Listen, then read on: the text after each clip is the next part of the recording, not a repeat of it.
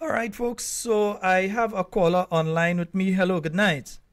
Hi, how are you? I'm quite fine. And again, please accept our sympathy, accept the sympathy of us on the Talking Points program for your loss. We've heard of the Okay, situation and we wanted to reach out because we wanted to get the exact situation because we believe something like this should never happen.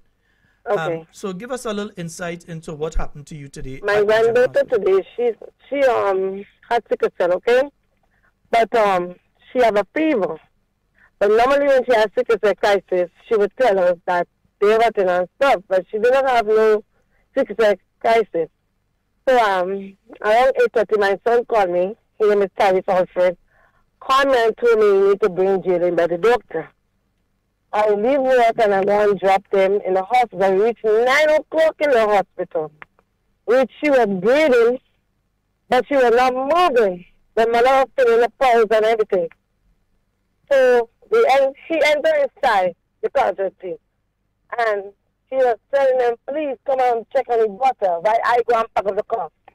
So when I reached back, they're telling him, and not just telling him, go outside with the tri-stick. He said, my daughter is not breathing, please. So he was cussing because he wanted people to help him. He was not help. The mother was crying because the child was breathing, but she was not responding. Instead of they call a doctor, they call a police for my baby. They call a police for my child. And the police said, you want to go with him. I go into it and I'm bawling, please, just 5 minutes, just shock her, just get her better, just get her better. They never do anything. It's when we start bawling, they put oxygen on the child and they leave my child there alone. They leave my baby. She's only 2 years. She's only 2 years. They put us in a room because my asthma was raising. Then they come and they ask for the mother and they tell the mother, I am so sorry.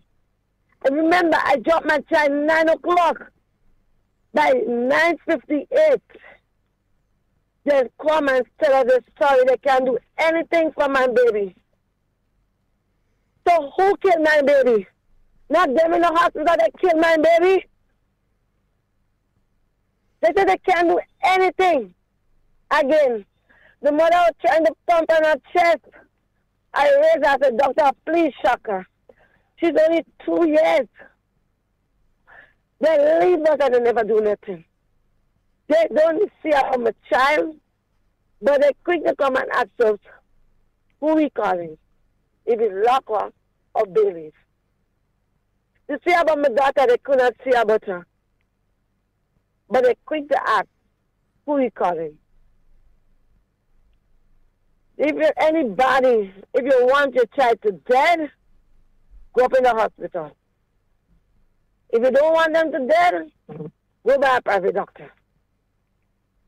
The hospital, we pay tax and everything. And they just sit down there and they're just watching you bawling. They want to curse my son and fight with my son today. When he was asking for help. He bawled for help. He was cursing them to help them with a child. When they did, they say, go outside and wait. A child was not responding, but you're telling them, go outside. Tell me what they come and telling me. And they're lying. They say my child died on the way to the hospital. How my child could die to the way to the hospital? When they put the thing on the chest, we was hearing the heartbeat. Okay? If my child died on the way to the hospital, why the parents are dead at 9:58 today? Tell me why. I just need answer. And all of them just lie for one another. Instead of they call a doctor to help the baby, they call the police. Like the police is a doctor. Tell me, what is going on in Grenada? Grenada is falling apart. The healthcare is falling apart. They have big cameras in the hospital. And they just sit down there watching and just talking. They see you crying. They're begging for help, and they're not even helping. One doctor that come, oh God, I can't remember his name, and he tried to help my child. Where the rest was right there, and they're not giving different stories. Different story, but the hospital is not taking responsibility that they killed my son, my daughter. That they killed my 2 years granddaughter. Everything I do with my granddaughter. We dress the same. My granddaughter was happy. Yesterday I talked to my granddaughter and she told me, Mama, I'm watching cartoons. Tell me what is going on. Them in the hospital is killing people, children. Them is killing people because instead of they act with you, they tell you go outside, not emergency. I want them to come online and say, what is emergency?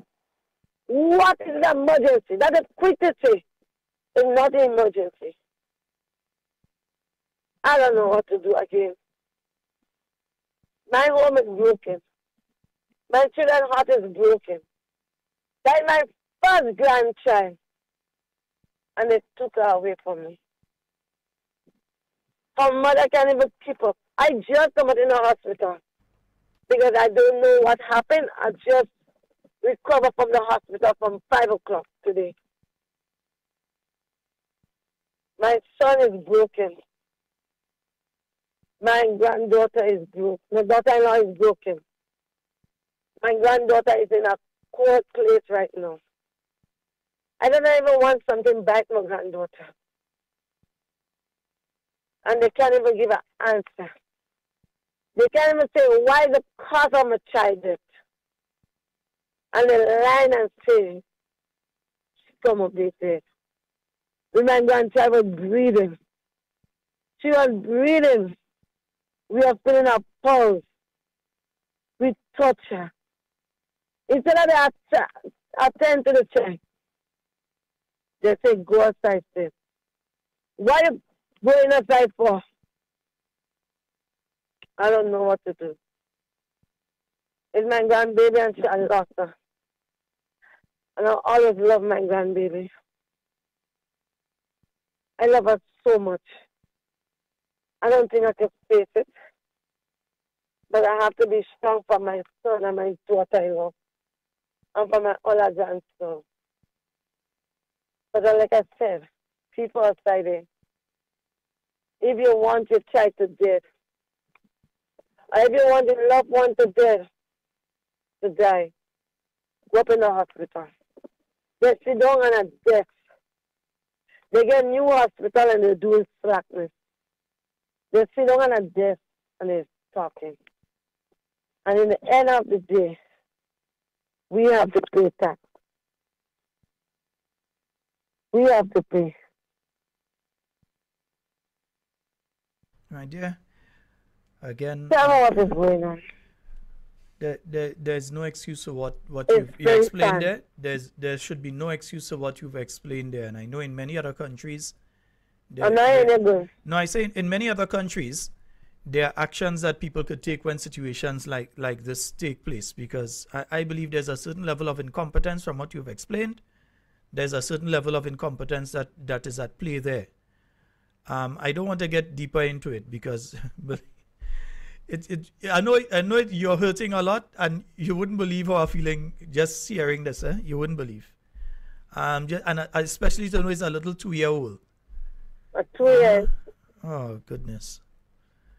And we want you to also pass on, because I'm seeing all the messages coming in, and I want you to make sure that you pass on our condolences to your son and to your daughter-in-law on the loss of their child. Yeah. All right. And we're going to keep in touch. I'm going to give you a call after the program as well. All right. All right. Thank you. All right, my dear. And as I say, stay strong. I will try to stay strong for Jaylene. Yeah. Sometimes staying strong mean you have to cry, yeah? Don't let staying strong mean you have to stay there and you have to do cry and this. Sometimes staying strong is can't hold cry. back myself. Nah, cry. Ball if I you have to will ball. ball for her. Yeah. Because I seen my baby, she's smiling. Everybody in her and skin love her. Everybody in her and skin love her. When she started to say, excuse please, everybody thought she is 3 years. But she's only 2, but she's very brave. Our daycare lady can't even take it because she was preparing her for preschool. And that happened. Indeed. Thank you very much. No problem, my dear. So we'll be in contact. All right, no All right. problem. Thank you. Oh, boy.